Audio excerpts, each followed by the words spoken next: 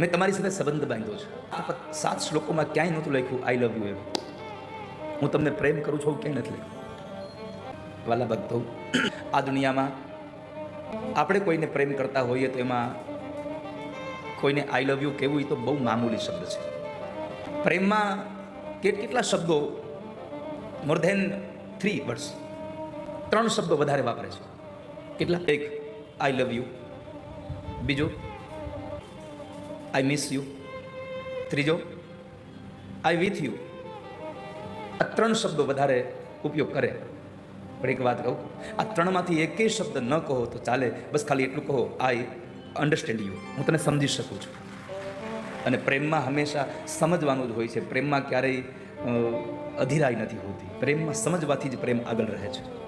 એકબીજાને સમજી ન શકે, એકબીજાને પ્રેમ શું કરી શકવાના હતા. સામેવાળા માણસની સ્થિતિને સમજીએ. પણ અત્યારનો કળિયુગનો પ્રેમ એવો થયો છે, સામેની સ્થિતિ ગમે હોય, મારી સ્થિતિ મને અનુકૂળ કરવી પડે તમારે લોકોને. આ પ્રેમ છે જ નહીં. પ્રેમ એ છે સામેના માણસની સ્થિતિને સમજી શકાય.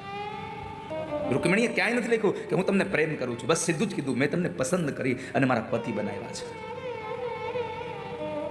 તમને પતિ બનાવ્યા એનું કારણ એ જ છે, કાત્વા મુકુંદ મહતી કુલશીલ રૂપ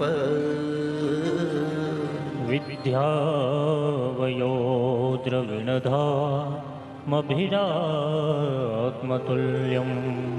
ધીરાપતિમ કુલવતી ન વૃણીત કન્યા કાલે નૃસિંહ નરલો કમનો ભિરામમ. ભગવાન, મેં તમને મારા પતિ માન્યા છે.